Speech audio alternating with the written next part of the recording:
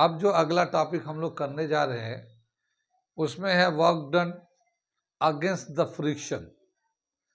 Friction के against में कितना वर्क डन होगा। फ्रिक्शन जानते हैं क्या होता है? एक तरह का रुकावट होता है।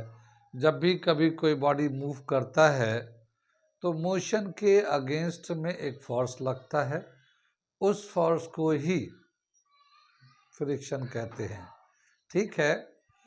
और जब भी कभी किसी बॉडी पे फोर्स लगता है तो उसका इनर्शिया चेंज हो जाता है। अगर कोई रेस्ट में है तो मोशन में चला जाता है, और अगर कोई मोशन में है तो रेस्ट में चला जाता है। तो कोई मूविंग बॉडी रेस्ट में जाए या कोई रेस्ट का बॉडी मोशन में जाए, अपने आप से तो नहीं जाता। उसको जाने के लिए, ले जाने के लिए उसको एक बाहर से हमें एक फोर्स लगाने पड़ते हैं। ठीक है। तो जैसे एक बॉल है, हम लोगों ने रोल कर दिया ज़मीन पे से, तो मोशन में था, मगर थोड़े से दूर जाने के बाद वो बॉल रुक गया। तो बॉल कैसे रुक गया?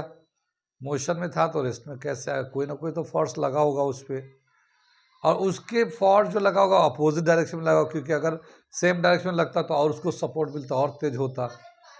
अपोजिट डायरेक्शन में लगा होगा तभी तो वो स्लो होते होते फिर रुक गया है। और फोर्स लगाया किसने? किसी ने तो नहीं लगाया, वो तो सरफेस पे जा रहा था। इसका मतलब ये है कि सरफेस से किसी मूविंग बॉडी पे एक फोर्स लगता है, वो फोर्स फ्रिक्शनल फोर्स कहलाता है, मोशन के अपोजिट में काम करता है, और उसी की वजह से वो चलता हुआ बॉल रुक गया। कितनी बात सुनी? फ्रिक्शन समझ में आ गया? तो मोशन के अगेंस्ट में लगता है फ्रिक्शन। अब हम लोग हेडिंग के साथ साथ करने जा रहे हैं, जब तक ये आएंगे, जब तक ये आ रहे होंगे तब तक हम इस पे करते हैं। ओह, बड़ी जल्दी टिप दिया, ओ सॉरी कर दिया। आज पीछे आंसर दे रहे थे कि सही है कि नहीं। अच्छा, चलो चेक करूंगा इसको।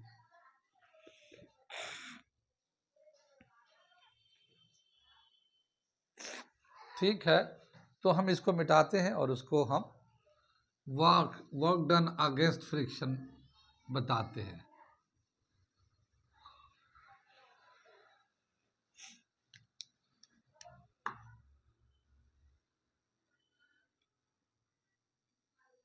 वर्क डन अगेंस्ट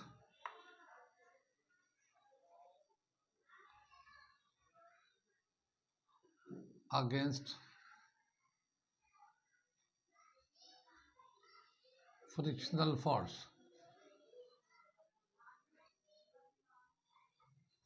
ठीक है ना, work done against frictional force. ठीक है, तो पहले हम ले लेते हैं, पहला जो हेडिंग देते हैं ऑन हॉरिजॉन्टल सरफेस।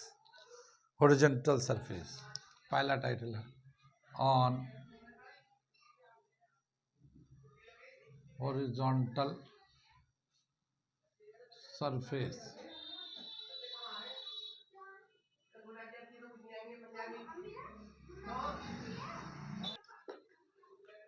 क्या समझ में आया? ये ऑन हॉरिजॉन्टल सरफेस क्या दे रखा? मान लो ये एक हमारा सरफेस है, इस पे एक बॉडी को मूव कराते हैं, इधर की तरफ पुलिंग फोर्स लगाते हैं, पुलिंग फोर्स।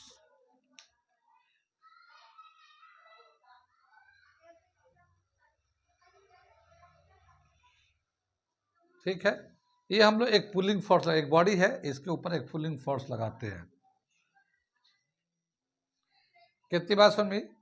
तो क्या दे रखे थे? एक बॉडी है, ये फ्रिक्शनल सरफेस है, इसमें रफनेस है, और फिर एक पुलिंग फोर्स लगाते हैं।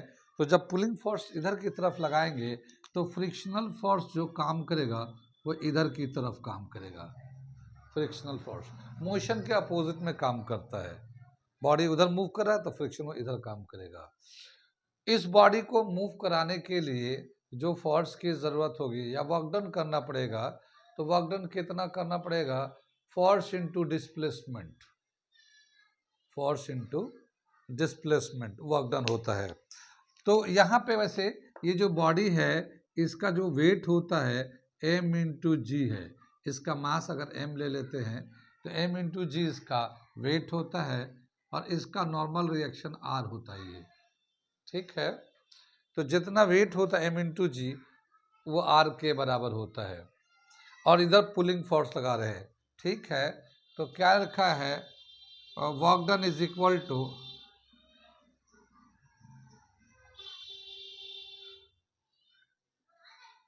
F k into s, frictional force into distance, ठीक है ना।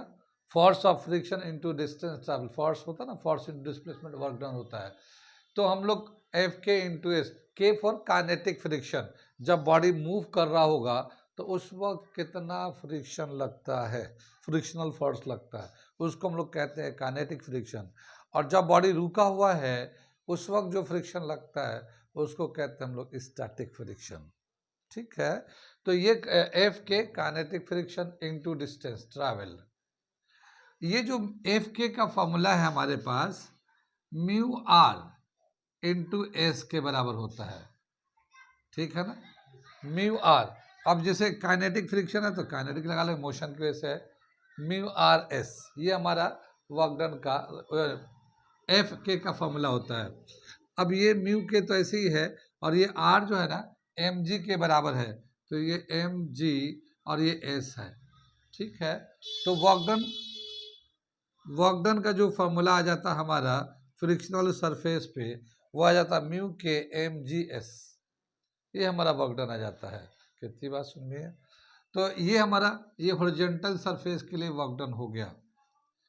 दूसरा हम लोग करने जा रहे हैं work done on inclined surface, ये है work done on inclined surface, ये दूसरा करने जा रहे हैं। आप पहले इसको लिख लीजिए, ये समझ में आ गया। ये तो था हमारा work done on the horizontal surface. अब देखते हैं work done on inclined plane, inclined surface. लेकिन इंक्लाइंड सरफेस पे बॉडी ऊपर की तरफ मूव करेगा या नीचे की तरफ मूव करेगा, तो पहले मैं उसको बॉडी को ऊपर की तरफ मूव कराता हूँ, उसका निकालता हूँ, फिर नीचे की तरफ मूव कराऊंगा। तो मैं इसे मिटा दूं इसको पूरे को। ये पहला पार्ट लेते हैं, व्हेन बॉडी मूव अप, जब बॉडी ऊपर की तरफ मूव करेगा तो कितना होगा वर्क डन, वो निकालते हैं हम लोग। पहले तो हम देखते हैं कि इंक्लाइन सरफेस पे क्या अरेंजमेंट है। ये हमारा एक बॉडी है, ये इसका मास है, इस पे एक मास रखा हुआ है, इसका मास जो है ना m है, और इसका जो वेट है ये सीधा ऐसे लगेगा m इंटू जी, है ना। वेट जो ना एक तरह का फोर्स है, फोर्स एक वेक्टर क्वांटिटी होता है, फिर इसके दो कंपोनेंट होते हैं। तो यहाँ पे जो एंगल है इसका, यहाँ पे थीटा है, तो इसके हिसाब से एक थीटा इधर बन जाएगा। मैं दूसरे कलर से करता हूँ, यहाँ पे थीटा आ जाएगा ये, और जो इसे वेट है तो ये आ जाएगा एम जी कॉस थीटा, ये इसकी तरफ आ जाएगा, ये एम जी साइन थीटा, ये इसकी तरफ आ जाएगा। यानी ये जो वेट है यानी फोर्स है, इसका जो कंपोनेंट बनाते थे ये हॉरिजॉन्टल कंपोनेंट होता है, तो हॉरिजॉन्टल में कॉस लग जाता है, और ये परपेंडिकुलर कंपोनेंट होता है तो इसमें साइन लग जाता है, ठीक है। यहाँ पे एक नॉर्मल रिएक्शन होगा, ये नॉर्मल रिएक्शन आर होगा, आर जो है ना एम जी कॉस थीटा के बराबर हो जाएगा, ठीक है। आर जो है एम जी कॉस थीटा के बराबर हो जाएगा। आगे दे रखा है जब बॉडी को मूव कराना है हमें, अभी तो बॉडी रेस्ट में है, इंक्लाइन सरफेस पे रेस्ट पे है, तो स्टैटिक फ्रिक्शन लग रहा है। अब अगर हम इस बॉडी को मूव अप, ये मूव अप करेंगे, ऊपर की तरफ ले जाएंगे, तो ये जो हमारा फोर्स लगेगा, पुलिंग फोर्स ले लेते हैं, पी पुलिंग फोर्स, ये पुलिंग फोर्स ले लिया। तो जब पुलिंग फोर्स ऊपर की तरफ काम करेगा तो यहाँ पे फ्रिक्शनल सरफेस है तो फ्रिक्शन लगेगा, फ्रिक्शन किधर लगेगा, नीचे की तरफ लगेगा, तो ये हमारा फ्रिक्शनल फोर्स काम करने लगा इस पे, ये फ्रिक्शनल फोर्स हो जाएगा। कितनी बात सुन में आई? अब ये जो नेट पुलिंग फोर्स लग रहा है जिसकी वजह से बॉडी मूव कर रहा अपवर्ड डायरेक्शन में, तो वर्क डन कितना होगा?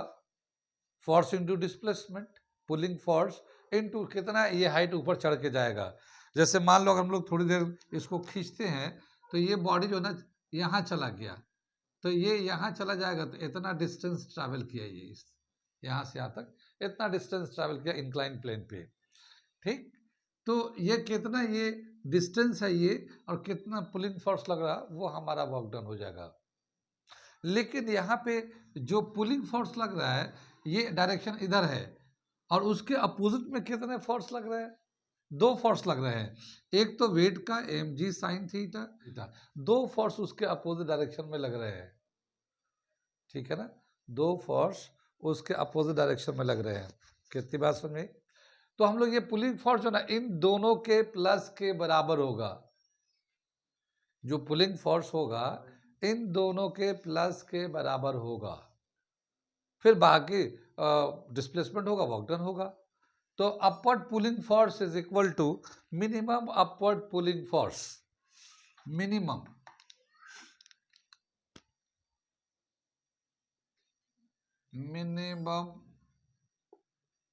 अपवर्ड पुलिंग फोर्स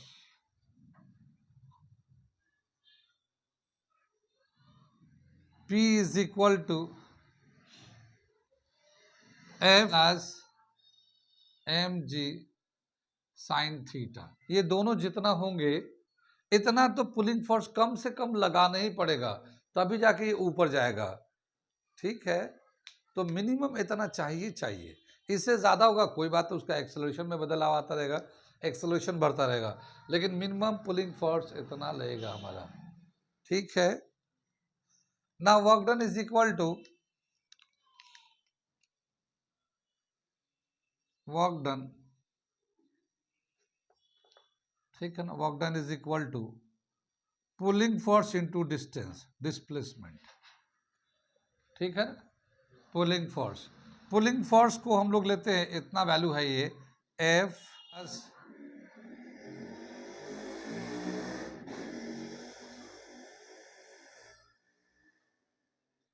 ये वर्क डन हो जाएगा हमारा। पुलिंग फोर्स टोटल कितना है? F cos थीटा ए प्लस mg sin थीटा। इन दोनों को तो पुलिंग फोर्स के बराबर किया, और ये डिस्टेंस है तो ये डिस्टेंस ले लिया, तो ये force into displacement work done हो गया। कितनी बात समझे? आगे चले, आगे इसमें हम लोग वैल्यू डालते हैं। क्या दे रखा है कि ये जो फ्रिक्शनल, ये जो है ना F जो है ना फ्रिक्शनल फोर्स था, ये फ्रिक्शनल फोर्स जो है ये म्यू आर के बराबर होता है। तो फ्रिक्शनल फोर्स जैसे हम लोग जानते हैं ना, F is equal to mu R, ये इसका फॉर्मूला है, ये रिलेशन है। तो हमने F को हटा के mu R cos theta plus mu g sine theta is equal to work done. कितनी बात सुन में? ये R जो होता है किसके बराबर होता है? ये R, और R को जब हटाएंगे यहाँ पे, यहाँ से W तो ऐसे ही रहेगा, इधर हम लोग कर लेते हैं, ये W is equal to mu तो ऐसे ही रहेगा, म्यू R की जगह पे mg लगा दिया, और ये cos थीटा तो उसके कंपोनेंट की वजह से चला आ रहा था ये। ठीक है, फिर प्लस mg, एक बार समझ लीजिए आप लोग, फिर नोट करते रहिएगा, mg साइन थीटा। ठीक है, कितनी बात सुन में? ये mg साइन थीटा लिख दिया। फिर हम लोगों ने इसको, यहाँ पे s छूट गया था, ये s है, डिस्प्लेसमेंट हो गया है, तो यहाँ पे भी हम लोग डिस्प्लेसमेंट s लगा देते हैं। ठीक है, अब क्या बताया कि mg इसमें भी है, mg इसमें भी है, तो ये हम लोग कॉमन ले लेते हैं, तो ये mg तो कॉमन आ जाएगा, और ये s भी बाहर है, ये s बाहर है, तो हम लोग s भी यहाँ ले लिया, mgs, और ये आ जाएगा म्यू, ये वाला mu cos theta plus mg तो बाहर गया साइन थीटा। ठीक है, तो ये आ गया हमारा वर्क डन का रिलेशन। क्या है? mgs mu cos theta plus sine theta. तो ये हमारा वर्क डन आ गया, work done on incline frictional surface when moving up, जब ऊपर की तरफ, व्हेन बॉडी मूव्स अप, जब बॉडी ऊपर की तरफ जाएगा तो वर्क डन का क्या फॉर्मूला होगा हमारा, mgs mu cos theta plus sine theta. इसे नोट कर लिए। फिर अब जब बॉडी डाउन में आएगा तो क्या वर्क डन का रिलेशन होगा वो हम बताने जा रहे हैं, यहां तक नोट करिए। अगला दे रखा व्हेन बॉडी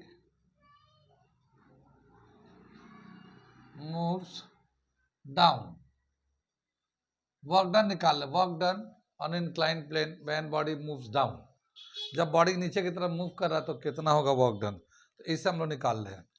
ये हमारा एक इंक्लाइन सरफेस है, इसका एक एंगल है थीटा, इस पे एक मास है, ये हमारा एक मास है, इसका जो वेट होता है ये m इंटू जी इधर की तरफ होता है, ठीक है। अब इसके दो कंपोनेंट, वेट जो होता है ना, एक फोर्स होता है, फोर्स का एक कंपोनेंट होता है, तो इसके दो कंपोनेंट बनाएंगे, एक तो हमारा इधर होता है और एक कंपोनेंट इधर होता है, तो ये हमारा बेस कहलाता है, और बेस की वजह से एम जी कॉस थीटा जाता है, और ये आता है एम जी साइन थीटा, ठीक है ना। ये इसके इस वाले का दो कंपोनेंट हो गया, ये जो वेट था इसके दो कंपोनेंट बन गए, ठीक है। यहाँ पे जो है एम जी कॉस थीटा के अगेंस्ट में एक हमारा फोर्स लगता है, उसको हम लोग कहते हैं नॉर्मल रिएक्शन, तो हमारा नॉर्मल रिएक्शन आर हो गया। अब क्या है कि एक हम लोग बॉडी को ऊपर की तरफ, सॉरी बॉडी नीचे की तरफ जाएगा, डाउन है ना ये, तो बॉडी नीचे की तरफ जाएगा, तो जब बॉडी नीचे की तरफ जाएगा तो फ्रिक्शनल फोर्स किधर काम करेगा, मोशन के अगेंस्ट में, फ्रिक्शनल फोर्स मोशन के अगेंस्ट में काम करता है, तो बॉडी तो डाउनवर्ड मोशन में है, तो इसके अगेंस्ट में इधर जो है ना एक फ्रिक्शनल फोर्स काम करेगा अपवर्ड डायरेक्शन में। कितनी बात समझाई। अब क्या हुआ कि यहाँ पे कंपोनेंट की ज़रूरत नहीं पड़ेगी, क्योंकि ये बॉडी ऑलरेडी ये नीचे की तरफ जा रहा है, तो उसके अगेंस्ट में एक फ्रिक्शनल फोर्स काम करेगा, तो जो फोर्स जिसकी वजह से बॉडी नीचे आ रहा है वो है एम जी साइन थीटा, इस फोर्स की वजह से बॉडी नीचे आ रहा है, लेकिन उसके अगेंस्ट में काम कर रहा है एफ फ्रिक्शनल फोर्स। कितनी बात सुनिए। अब ये जो एम जी साइन थीटा नीचे की तरफ काम कर रहा है, इसमें से फ्रिक्शनल फोर्स माइनस कर देंगे तो जो नेट फोर्स होगा उसकी वजह से ये नीचे मूव कर रहा होगा, उसकी वजह से ये नीचे मूव कर रहा होगा। क्या बताया चला कि अगर ये बॉडी जस्ट बैलेंस है, अगर ये बॉडी जस्ट बैलेंस है, तो इसका मतलब क्या है कि ये M G sine theta plus pulling force, ये दोनों मिलाकर फ्रिक्शनल फोर्स के बराबर होंगे। नहीं भाई, एम जी साइन थीटा नीचे काम कर रहा है, एक पुलिंग फोर्स भी कर रहा है, अप्लाई कर रहा है, तो वो दोनों मिलाकर वो फ्रिक्शन के बराबर होंगे, तभी वो जस्ट मूव करेगा, और जितना दूर तक हम इसको मूव कराएंगे उतना हमारा वो डिस्प्लेसमेंट हो जाएगा, वो हमारा वर्क डन हो जाएगा। कितनी बात समझ में। तो when the body is just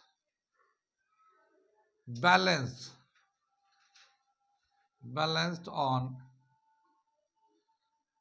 inclined plane, then P plus mg cos theta is equal to F, ये होगा। ये दोनों एक तरफ है, वो उसके अपोजिट है, तो ये दोनों फोर्स मिलाकर फ्रिक्शनल फोर्स के बराबर हो जाएंगे। ये कुछ समझ में आ रही बात। अब ये जो है पुलिंग फोर्स देखते हैं, तो ये M G cos theta, M G sine theta, यार क्या लिख रहे हैं हम, एम जी साइन थीटा, वो मिस्टेक हो रहा था, ठीक है ना। ये M G sine theta plus pulling force मिलाएंगे तो फ्रिक्शनल फोर्स के बराबर हो जाएगा। अब अगर हम लोग पुलिंग फोर्स निकालना चाहते हैं तो P इज इक्वल टू, इसको उधर ले आते हैं, तो F is equal to M G sine theta, ये इधर प्लस था उधर जाके माइनस हो गया। ये जो फ्रिक्शनल फोर्स है इसके बारे में जानते हैं, ये F is equal to mu R के बराबर है, म्यू आर के बराबर होगा, बाकी एम जी साइन थीटा। ठीक है, ये आर जो है नॉर्मल रिएक्शन ये वाला है और ये एम जी कॉस थीटा के बराबर होगा। कुछ बात समझ में आ रही है? तो ये आ जाएगा हमारा pulling force is equal to mu M G cos theta minus M G sine theta. ये हमारा नेट पुलिंग फोर्स आ जाएगा, mu M G cos theta, R की जगह पे हम लोगों ने एम जी कॉस थीटा ले लिया और minus M G sine theta तो था ही था हमारा। ये नेट पुलिंग फोर्स हो गया हमारा। अब वर्क डन कितना होगा? Work done when body moves down, जब बॉडी नीचे की तरफ मूव करेगा तो वर्क डन कितना हो जाएगा? Pulling force into displacement. Work done is equal to P into S, pulling force into displacement. Pulling force का जो फॉर्मूला है mu M G cos theta minus M G sine theta into S, into S. अब क्या कि इसमें से देखिए M G इसमें भी है, एम जी इसमें भी है, दोनों में है, तो एम जी तो कॉमन ले लेंगे, ये एस भी है तो एस भी यहाँ कर लेते हैं। ये mu cos theta minus sine theta. ठीक है, ये हमारा वर्क डन के बराबर हो जाएगा रिलेशन, वर्क डन के बराबर हो जाएगा M G S mu cos theta minus mu sine theta. ये जब डाउनवर्ड जाता तब की बात है, और जब अपवर्ड जा रहा था तो क्या था? यहाँ पे प्लस था, तो इतना ही डिफरेंस है। ठीक है, जब अपवर्ड जाएगा तो यहाँ mu cos theta plus sine theta है, और डाउनवर्ड जाएगा तो mu cos theta minus sine theta है। बाकी एम जी एस ये सब ही है। तो ये हम लोगों ने देखा क्या कि जब भी कभी बॉडी इंक्लाइन सरफेस पे, फ्रिक्शनल सरफेस पे अप या डाउन मूव करता है तो उसका वर्क डन का रिलेशन आता है M G S mu cos theta plus sine theta जब अप में जाएगा, और जब डाउन में जाएगा तो M G S mu cos theta minus sine theta. कितनी बात समझ में आई है?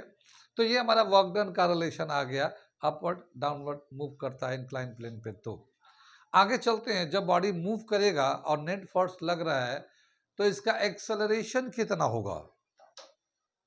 तो अब निकालने जा रहे हैं एक्सेलरेशन।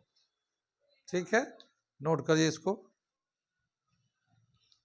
अगला जो हेडिंग दे रखा वो हम लोग करते हैं एक्सेलरेशन के लिए। क्या दे रखा? Acceleration of a body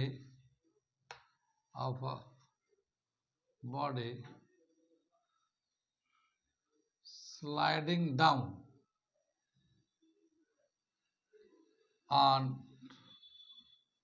frictional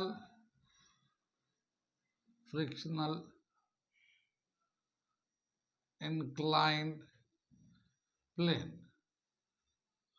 ठीक है ना, फ्रिक्शनल इंक्लाइन प्लेन के अगेंस्ट में अगर स्लाइड कराते हैं तो कितना होगा acceleration?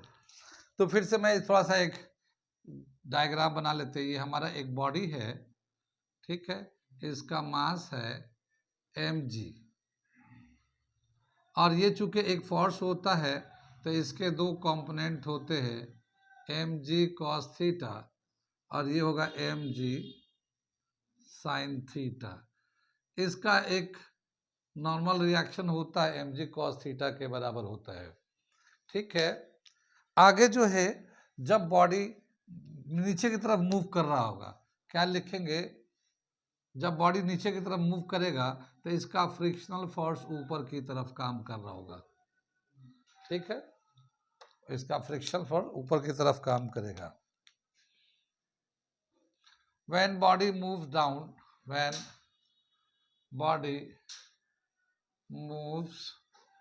down then mg sin theta is greater than frictional force। mg sin theta is greater than frictional force। ये जब नीचे आ रहा है तो जाहिर है ये वाला फोर्स ज़्यादा होगा, तो फ्रिक्शनल फोर्स के बावजूद भी अपोजिट में लगने के बाद भी ये बॉडी नीचे की तरफ जा रहा है, तो एम जी साइन थीटा में से फ्रिक्शनल फोर्स को माइनस करेंगे तो नेट फोर्स आएगा। Therefore net force acting on body is equal to M G sine theta minus F, है ना, ये नेट फोर्स हो जाएगा। ये अब क्या दे रखा है ये हमारा, ये तो नेट फोर्स है एम जी साइन थीटा, और ये एफ जो होता है म्यू इंटू आर के बराबर होगा, ये इसका फॉर्मूला होता है।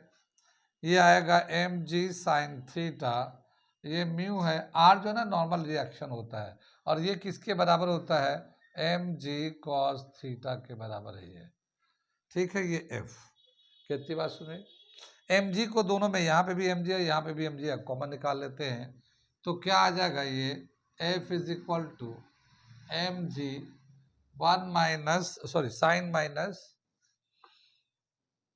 Sine theta minus mu cos theta, sine theta minus mu cos theta, M G बाहर निकाल लिया।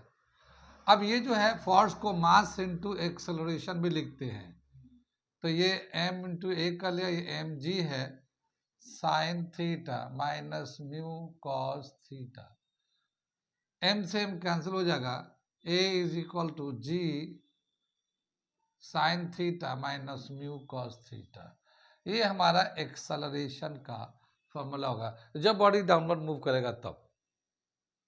कितनी बात समझ में, तो ये हमारा डाउनवर्ड मूव करेगा, तो यहाँ पे हमने देखा कि एम जी साइन थीटा ज़्यादा था, इसको माइनस किया, जितना बचेगा उतना नेट फोर्स लगेगा, ठीक है। और इस तरह से ए का जो वैल्यू है a is equal to ji sine theta minus mu cos theta, इसे नोट कर लीजिए, ठीक है।